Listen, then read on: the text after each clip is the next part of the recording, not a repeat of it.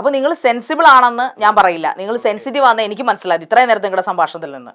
Okay, നിങ്ങൾക്ക് അതാണ് വിചാരം എന്റെ കുറിച്ച്? ഞാൻ പൊതുജനം എന്നല്ല പറഞ്ഞത്, എന്റെ പേഴ്സണൽ ഒപ്പീനിയൻ അല്ല പറയുന്നത്. നിങ്ങളൊരു ആക്ടർ ആണെന്ന് ആഗ്രഹിക്കുന്ന ആളല്ലേ നിങ്ങൾ? സിനിമയിലേക്കോ അല്ലെങ്കിൽ സീരിയലിലേക്കോ അല്ലെങ്കിൽ ഏതെങ്കിലും ഓക്കെ ഫൈൻ, ഫിലിം ഇൻഡസ്ട്രിയിലേക്ക് പോകാൻ ഒരു നായകനോ അല്ലെങ്കിൽ ഈ പറയുന്ന പ്രതിനായകനോ ഐ മീൻ വില്ലൻ നായകൻ ഒക്കെ ആയിട്ട് അഭിനയിക്കാൻ ഇഷ്ടപ്പെടുന്ന ഒരു വ്യക്തി, സ്വാഭാവികമായിട്ട് പൊതുജനം കാണുന്ന ഒരു വ്യക്തി, പബ്ലിക്കിന്റെ മുമ്പിൽ അഡ്രസ് ചെയ്യപ്പെടുന്ന ഒരു വ്യക്തിയാണ്. സ്വാഭാവികമായിട്ട് നിങ്ങൾ ഇങ്ങനെ പൊട്ടിത്തെറിക്കുന്ന ഒരു സെൻസിറ്റീവ് ആയിട്ടൊരു വ്യക്തിയാണെങ്കിൽ നിങ്ങൾ അത് വല്ലാതെ ഒളിച്ചോടേണ്ടി വരുമല്ലോ.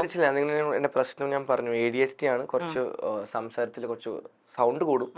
ശരി, ഓക്കെ, നമുക്ക് പോയിന്റിലേക്ക് വരാം. നിങ്ങൾ ഈ പറയുന്ന പോലെ ഞാനൊരു ചോദ്യം ചോദിക്കട്ടെ. ആര്യൻ എന്നല്ല ഞാൻ ക്വസ്റ്റ്യൻ ചോദിക്കുകയാണ്, നിങ്ങൾ മലയാളിയും ആര്യനും ആയതുകൊണ്ട് ചോദിക്കുകയാണ്, Malayali as well as Indian ആയതുകൊണ്ട് ചോദിക്കുകയാണ്. ഇന്ത്യൻ, മലയാളി, ആര്യൻ അങ്ങനെ ചോദിക്കണം. ഓ, അതിപ്പോ ഞാനല്ലേ തീരുമാനിക്കുന്നത്, നിങ്ങളുടെ രീതിയിലല്ലേ? നിങ്ങൾ ചോദിക്കുന്ന ക്വസ്റ്റ്യൻസ് അല്ലല്ലോ ഇവിടെ ഞാൻ ചോദിക്കേണ്ടത്. നിങ്ങളെ എങ്ങനെ വിശേഷിപ്പിക്കണമെന്ന് ഞാനാ തീരുമാനിക്കുന്നത്, ഞാനാണ് ഇവിടെ ഹോസ്റ്റ് ആയിട്ട്. ഓക്കെ, അപ്പൊ അത് സമ്മതിച്ചല്ലോ. ഓക്കെ ഓക്കെ, അപ്പൊ ഞാനൊരു ചോദ്യം ചോദിക്കട്ടെ. വെളിച്ചെണ്ണ എങ്ങനെ ഉണ്ടാക്കുന്നത്? വെളിച്ചെണ്ണ means coconut oil. Coconut oil ഉണ്ടാക്കേണ്ട ആവശ്യമില്ല, നമുക്ക് വേണമെങ്കിൽ എക്സ്ട്രാക്ട് കോക്കനട്ട് ഓയിൽ നമുക്ക് എക്സ്ട്രാക്ട് ചെയ്യാലോ. നിങ്ങൾ നാട്ടിലല്ലേ പഠിച്ചത്? ഇവിടെ കൊച്ചിയിൽ തന്നെയാണോ പഠിച്ചത് വളർന്നതൊക്കെ? എന്റെ സ്കൂളിൽ അങ്ങനെ വെളിച്ചെണ്ണ ഉണ്ടാക്കുന്നത് കണ്ടിട്ടുണ്ട്, പക്ഷെ കഴിക്കുന്ന എല്ലാ ആഹാരങ്ങളും കേരളത്തിൽ ജീവിക്കുന്നിടത്തോളം മിക്ക ആഹാരങ്ങളും വെളിച്ചെണ്ണ വേണം. സെക്കൻഡ്, തേർഡ്, ഫോർത്ത് ഒരു സ്റ്റാൻഡേർഡിലും എന്റെ ഒരു അഭിപ്രായത്തിൽ അങ്ങനെ വെളിച്ചെണ്ണ അങ്ങനെ ഉണ്ടാക്കണം പഠിപ്പിച്ചിട്ടില്ല. ഞാൻ കുക്കിംഗ് അല്ല എടുത്തത് സ്കൂളിൽ. അല്ല, അത് ശരി, കുക്കിംഗ് അറിയാവുന്നവർ മാത്രമാണ് വെളിച്ചെണ്ണ കുറിച്ച് അറിയുന്നത്. എല്ലാ പച്ചമലയാളികൾക്കും അല്ലെങ്കിൽ പോട്ടെ, പച്ചമലയാളം വേണ്ട, സൗത്ത് ഇന്ത്യൻസിന് മാത്രമേ ഇന്ത്യക്കാർക്ക് മുഴുവൻ അറിയാവുന്ന കാര്യമാണ് വെളിച്ചെണ്ണ, കോക്കനട്ട് ഓയിൽ എന്ന് പറയുന്നത്. കാരണം ഇന്ത്യയിലുള്ള ഒരു വൃക്ഷമാണല്ലോ, കേരവൃക്ഷമാണ്. നിങ്ങൾക്ക് അറിയില്ല എന്ന് പറയുന്നത് വളരെ മോശം തന്നെ, വളരെ നാണക്കേടാണ്. കാരണം നിങ്ങളൊരു പ്രൈവറ്റ് 1 കിലോ അരിക്ക് എന്താണ് വില? 1 കിലോ അരിക്ക് എന്താണ് വില? 1 കിലോ അരിക്ക് എന്താണ് വില? ഏതാ റൈസ്? 5 വെറൈറ്റി ഉണ്ടല്ലോ, ബാസ്മതി ഉണ്ട്, ഇതുണ്ട്. അല്ല, ഞാൻ ചോദിക്കട്ടെ, ബാസ്മതി അല്ല, നമുക്ക് ഇവിടെ ഉള്ളത് ചാക്കരി, കുത്തരി അങ്ങനെയൊക്കെ പറയുന്നത്. ഇല്ല, ഇവിടെ ബാസ്മതി ഉണ്ട്. ഓക്കെ, ബാസ്മതിക്ക് എത്ര വില? ബാസ്മതിക്ക് എന്തിനാ ഞാൻ പറയുന്നത് നിങ്ങളുടെ വില? ഓ, അത് ശരി, ഉത്തരം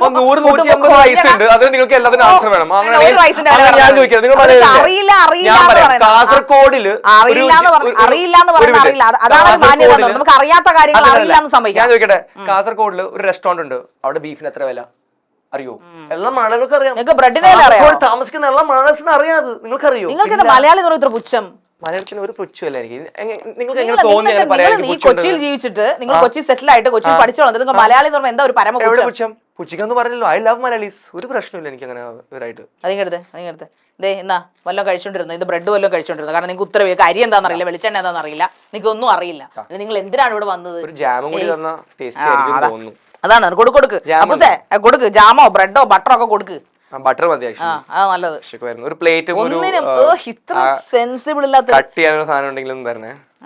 ഇങ്ങനെ മാത്രം ഒരു ഗസ്റ്റിന് ഇങ്ങനെ നിങ്ങള് ബ്രെഡ് മാത്രം തരുമോ? നിങ്ങളുടെ വീട്ടിൽ ഞാൻ ബട്ടറും എല്ലാം ഒരുമിച്ച് തന്നേനെ. ബ്രെഡ് പട്ടിക്കാരന്റെ പോലെ കഴിച്ചോന്ന് പറഞ്ഞാൽ സ്വീറ്റ് ആണല്ലോ അതിന്, ഈ ബ്രെഡ് പോലെ. ഞാൻ കാര്യങ്ങളാണ് ചോദിക്കുന്നത്. ബ്രെഡ് പോലെ സ്വീറ്റ് ആണെന്നോ?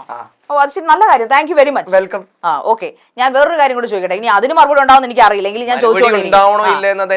നിങ്ങൾ ഒരു ഇന്റർവ്യൂവിൽ പറയുന്നു ലിവിംഗ് ടുഗദർ കൊള്ളാം, അല്ലെങ്കിൽ റിലേഷൻഷിപ്പ് ലിവിംഗ് ടുഗദർ നല്ലതാണ്, കല്യാണം കഴിക്കുന്നതിന് മുമ്പ് 3 മാസം ഒരു പെൺകുട്ടിയെ കൂട്ടത്തിൽ താമസിപ്പിച്ച് നോക്കണം എന്നൊക്കെ പറഞ്ഞു. ഇതെന്താ വല്ല വണ്ടി?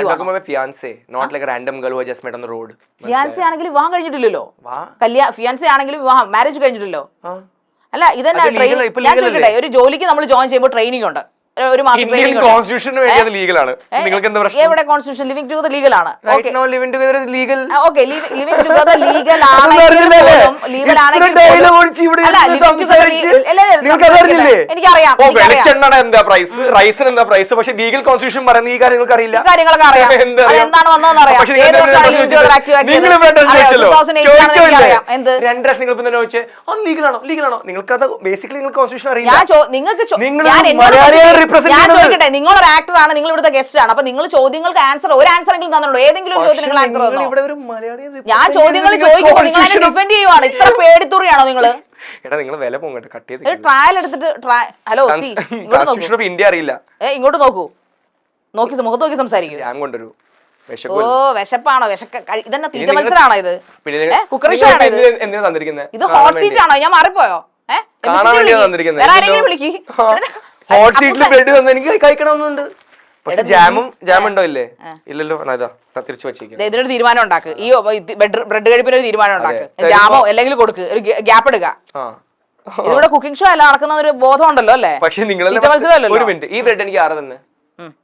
ഈ ബ്രെഡ് എനിക്ക് ഇപ്പൊ ആരാ തന്നെ? ശരി, നമുക്ക് അടുത്ത പോയിന്റിലേക്ക് വരാം. അടുത്ത പോയിന്റിലേക്ക് വരാം. Listen to me. അടുത്ത പോയിന്റിലേക്ക് ഇനി കളിയൊക്കെ മാറി കാര്യത്തിലേക്ക് വരൂ. ഈ വിവാഹ ജീവിതം ട്രയൽ എടുത്തിട്ട് ചെയ്യണമെന്ന് പറയുന്നത് എന്തുകൊണ്ടാണ് നിങ്ങൾ? വിവാഹ ജീവിതം, ഐ മീൻ മാരേജ് ലൈഫ് ഒരു ട്രയൽ ആവാം. അതിൽ 3 months കല്യാണം കഴിക്കാൻ പോകുന്ന പെൺകുട്ടിയുമായിട്ട് താമസിച്ചതിന് ശേഷം വിവാഹം കഴിക്കണം എന്ന് പറയുന്നത്.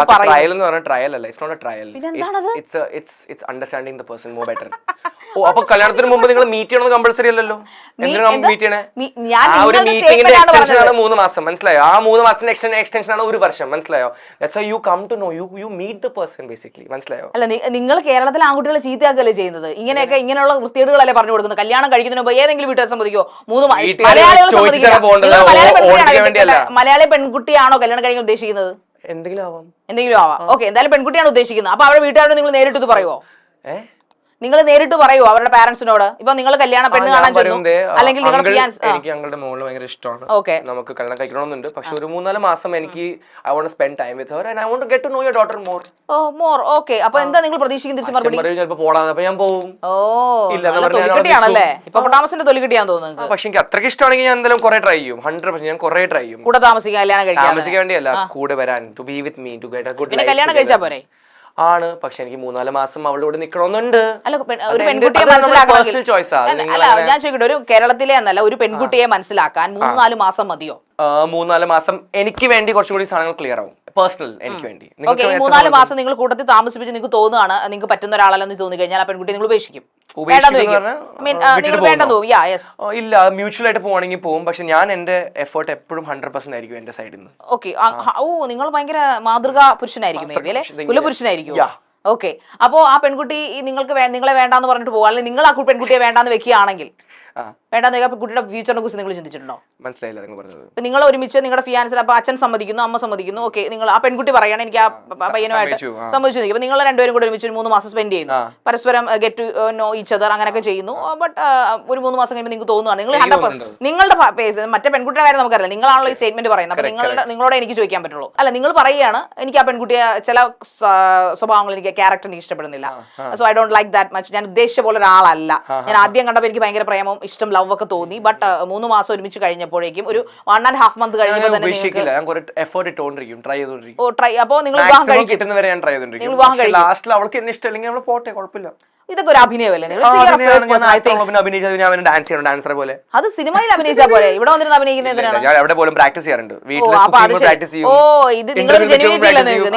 മൊത്തത്തിൽ അഭിനയമാണ്. യഥാർത്ഥത്തിലുള്ള ആരെന്നെ കടത്തണമെങ്കിൽ എവിടെ വരണം? വീട്ടിൽ വരണോ? അല്ല, വീട്ടിൽ വരേണ്ട ആവശ്യമൊന്നുമില്ല. പിന്നെ അല്ല, നിങ്ങളെ അല്ല, ഓക്കെ, എവിടെ നിന്നാ നിങ്ങൾ യഥാർത്ഥ ആരെ കാണാൻ പറ്റും? അത് ഞാൻ പറയില്ല, സീക്രട്ടാ. അത് എന്റെ ടെമ്പിൾ പോലെ ആക്ടിങ്ങിന്റെ. നിങ്ങൾ വീട്ടിൽ വന്നാണ് എന്താണ് കുഴപ്പം? ഇപ്പോൾ നിങ്ങളെ അറിയാൻ വേണ്ടിട്ട് വീട്ടിൽ ഇപ്പൊ നിങ്ങൾ വരേണ്ട ആവശ്യം. നിങ്ങളുടെ വീട്ടിലോട്ട് ആൾക്കാരെ കേട്ടില്ലേ? ഇല്ല, കേറ്റും. പിന്നെന്താ, അറിയാത്ത ഫസ്റ്റ് ടൈം ഒരു പ്രാവശ്യം മാത്രം മീറ്റ് ചെയ്ത ആൾക്കാരെ കേട്ടില്ല. ഇപ്പൊ എന്നെ പോലെ അറിയാവുന്ന ഒരു ആങ്കറിനെ നിങ്ങൾ കേട്ടില്ലെന്ന് പറയുമ്പോൾ എന്താണ് അർത്ഥം? അങ്ങനെ പറഞ്ഞ അറിയില്ലേ എന്നെ? നിങ്ങൾക്ക് അറിയാം. അറിയാന്ന് പറഞ്ഞെന്താ?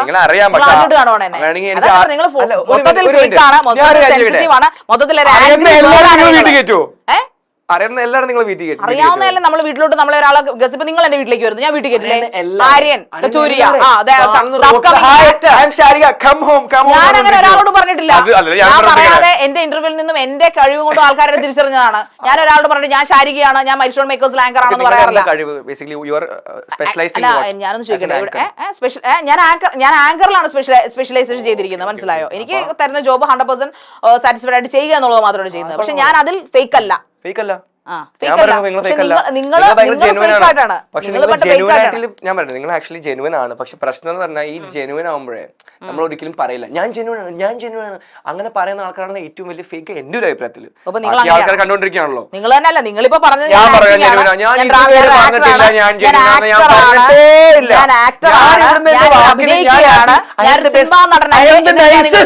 ഞാനങ്ങനെ പറയില്ല. I M good, I am very nice എന്ന് പറഞ്ഞ ആൾക്കാരാണ് ഏറ്റവും വലിയ എന്റെ ഒരു അഭിപ്രായത്തിൽ ഏറ്റവും വലിയ. അല്ല, നിങ്ങളിപ്പോ ഇവിടുന്ന് പറയുന്നത് ഞാൻ ഫേക്ക് ആണെന്നാണ് പറയുന്നത്. അല്ല, പിന്നെ പക്ഷെ നിങ്ങളെ പറഞ്ഞ ഞാൻ ഫേക്ക് ആണ്. നിങ്ങൾ പറയുന്നതിന് അഭിനയിക്കാണെന്നാ പറയുന്നത്.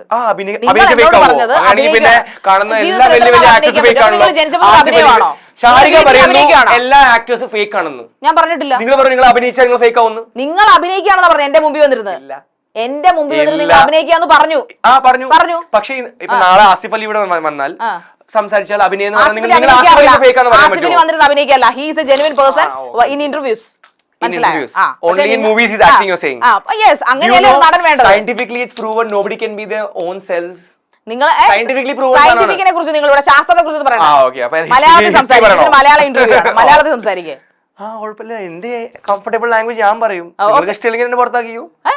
ഇതൊരു നിങ്ങൾ എന്താണ് ഇങ്ങനെ നിങ്ങൾക്ക് തീരെ മര്യാദയില്ലാത്തൊരു മനുഷ്യന്ന് ഞാൻ പറഞ്ഞാൽ. മലയാളത്തിലും ആൾക്കാർ ഇംഗ്ലീഷ് വേർഡ്സ് യൂസ് ചെയ്യാറുണ്ട്, അതിൽ പ്രശ്നമൊന്നുമില്ല. നിങ്ങൾക്ക് മലയാളം മാത്രം അഭിനയിക്കുന്ന ഒരു ഷോയ്ക്ക് നിങ്ങൾ പെട്ടുപോകല്ലോ. അങ്ങനൊന്നും ഇല്ലല്ലോ, എനിക്ക് അങ്ങനെ തോന്നിയിട്ടില്ല. നിങ്ങൾക്കാ തോന്നുന്നത്.